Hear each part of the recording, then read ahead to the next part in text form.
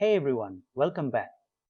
In this video, I'm going to walk you through the real-world trade-offs between Terraform and Pulumi. And you know why this matters? Because choosing the wrong infrastructure as code tool for your team's workflow can lead to either massive operational overhead or a total lack of visibility into your cloud state, and that is a failure you simply cannot afford in production. Let's dive into the core differences between these two giants of infrastructure automation and see which one actually belongs in your stack. We are going to cover the fundamental differences between Terraform's declarative HCL and Pulumi's imperative approach, how they handle state, and show you real code for both. If you want the complete deep dive on Terraform fundamentals, we already have a full course on this channel. You will find the link in the description. These are the topics we are going to cover in this video, so do not skip ahead. Watch all the way through to actually understand this properly. Quick note before we dive in, this channel shares practical IT tutorials every week. So if that's useful to you, hit subscribe and join our WhatsApp community linked in the description for more resources. So, what is the real question you're facing? You have to decide if you want the constraints of a domain-specific language, which limits what you can do but enforces best practices, or if you need the full power of a general-purpose language to handle complex logic, loops, and conditional structures that go beyond what static configuration files can express. So what is Terraform? Really? It is the industry standard for declarative infrastructure. Think of it like a high-level blueprint for a house. You tell it exactly what you want the final state of your infrastructure to look like, and Terraform calculates the delta between the current state and the desired state, then executes the necessary API calls to get you there. And what is Pulumi? It is effectively infrastructure as code as a software development project. Instead of learning a custom configuration language, you use the exact same languages your developers use for backend services like TypeScript, Python, or Go. This allows you to use your existing testing frameworks, CI or CD patterns, and linting tools directly on your infrastructure code. When you put them side by side, the divergence is clear. Terraform focuses on a stable, predictable DSL that prevents teams from over-engineering their infrastructure. Pulumi bets on developer productivity, betting that if your team knows how to build a web app, they can build the infrastructure to host it without learning a new restricted language.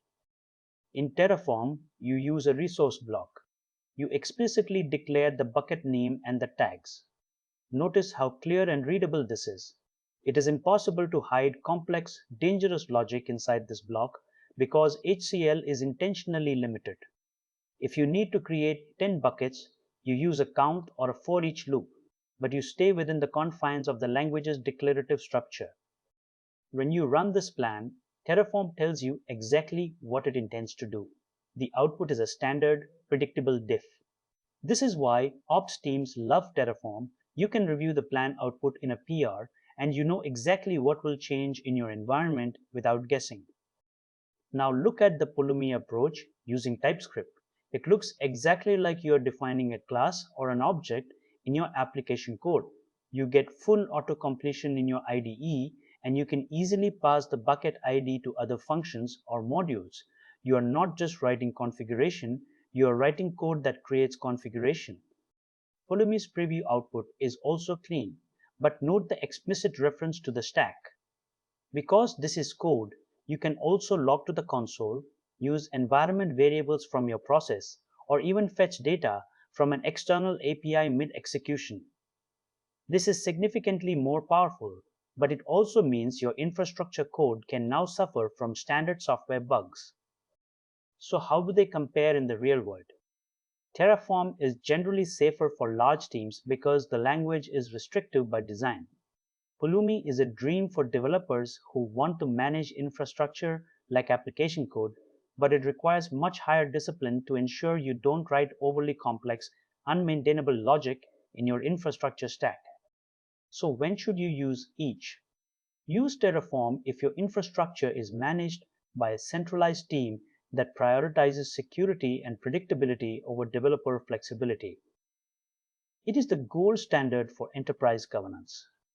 On the other hand, choose Pulumi if your team is developer focused and you want to treat infrastructure like any other service in your repo, with standard testing, debugging, and CI or CD pipelines. What are the common mistakes? A major one is trying to use Pulumi like a runtime application. Remember, Pulumi runs at deployment time to generate infrastructure, not when the user hits your API. Another mistake is over-engineering Terraform modules. If you nest them 5 layers deep, you will regret it the first time you have to debug a state log at 3 in the morning. Consider an e-commerce platform that was struggling with deployment bottlenecks. Their feature teams wanted to deploy microservices, but they were constantly blocked by the infrastructure team's strict Terraform approval process. By switching to Pulumi, they allowed their engineers to define their own infrastructure in TypeScript. This shifted the responsibility to the developers and cut their feature release cycles from days down to just a few minutes. To recap, Terraform is the king of stability and strict declarative governance. Pulumi is the champion of developer experience and complex dynamic infrastructure logic. Both require secure state management and disciplined CI or CD practices. Your choice should depend on your team's culture, not just which language looks cooler on a resume.